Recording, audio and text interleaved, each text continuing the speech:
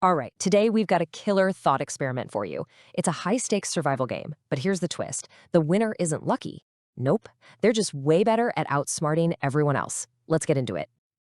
Okay, so imagine this. You're in a room with 99 other people and the clock's ticking down. To make it out alive, all you have to do is pick a whole number from 1 to 100. The catch? If anyone else picks your number, you're both out. Gone. Only the unique numbers survive. So, what's your gut telling you? What number just popped into your head? Don't forget it. Hold on to that number. All right, let's really set the scene here. 100 people, you included, locked in a room. No way out. The only path to survival is winning this one simple but deadly game. This isn't about strength. It's a total battle of wits, a psychological standoff where your life literally depends on getting inside the heads of 99 other people. Now, I know what you're thinking. I'll just guess and hope for the best, right? But that's a losing strategy, for sure. See, the key isn't to pick your favorite number. It's to pick a number you're pretty sure nobody else will even think about. It's all about reverse psychology. Okay, before we get into the nitty-gritty of the strategy, let's just run through the rules real quick. They're super simple, but you gotta know them. So, here's the deal. 100 people, 100 numbers to choose from. Specifically, whole numbers from 1 to 100. No fractions, no decimals, none of that. If you and someone else pick the same number, you're both out. And here's the real kicker. The time is super limited. That means no talking, no planning, no alliances. You are completely 100% on your own. Okay, this is where it gets really interesting. We're not actually going to pick a number. Instead, we're going to find one. And we're going to do that by figuring out what the other 99 people in that room are most likely to choose, and then just avoiding those numbers like the plague. It's about thinking about their thinking. So check out this quote from our source. It really gets to the heart of the strategy. The winning move isn't about finding the perfect number. It's about eliminating all the obvious, predictable ones first. And our first big clue is this super common unconscious bias people have. We tend to like even numbers. All right, let's start the process of elimination. We're just going to start chipping away at this block of numbers, getting rid of all the popular, predictable choices until only the really safe ones are left standing. So here it is, our game board, 100 possible choices. But right now, this thing is a total minefield. It's just full of popular picks and psychological traps. So let's start clearing a path.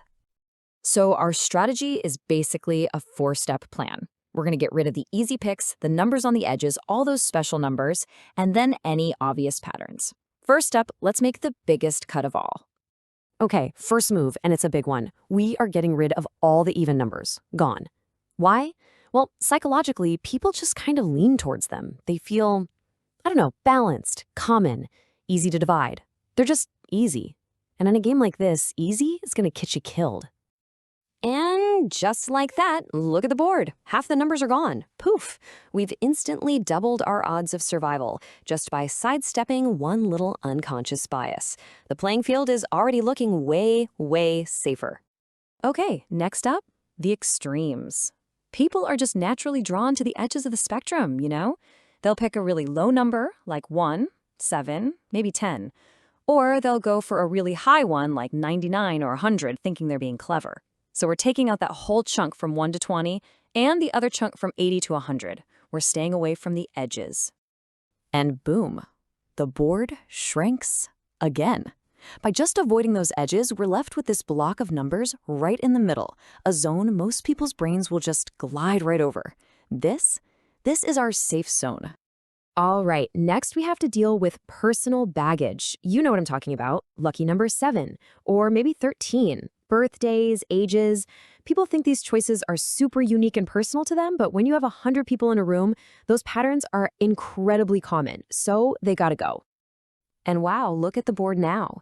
It's looking pretty empty. We've basically stripped away any number that has any kind of psychological hook. What's left? The numbers nobody really thinks about. They're totally anonymous. And in this game, anonymous is perfect.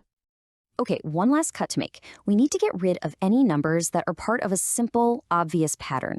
I'm talking about things like square numbers or numbers that are just too easy to calculate, like 45, that's just 9 times 5, or 63, which is 9 times 7. They're still just a little too easy for someone's mind to land on. And here we are. After all that slashing and burning, this is what's left. just a tiny handful of survivors. These are like the wallflowers of the number world, you know? The ones nobody ever asks to dance. Okay, we've done the hard work, we've dug into the psychology, we've weeded out all the predictable choices, and now we're left with the absolute safest options on the entire board. It's time to pick our number. You know what's really interesting about these leftover numbers is their personality, if you can call it that. They're mostly odd, and a lot of them are prime, which just means you can only divide them by themselves in one. They don't really show up in multiplication tables, they're not common dates. They just kind of exist, totally overlooked. So we've gone from 100 choices all the way down to just a handful. Out of this tiny pool of forgotten numbers, which one is the most likely to be unique? Which one gives you the absolute best shot at walking out of that room alive? The answer is 41. Think about it. It's odd, it's a prime number, it sits just outside all those common psychological traps. It's not a typical birthday, not a common age, not part of any easy pattern. It is beautifully, wonderfully, and most importantly, life-savingly unremarkable. And really, that's the whole point of this exercise. The answer wasn't about math, it was about human psychology. Survival here doesn't come from a lucky guess or your favorite number. It comes from understanding the little mental shortcuts and biases that guide pretty much everyone's decisions. Kind of makes you think, right?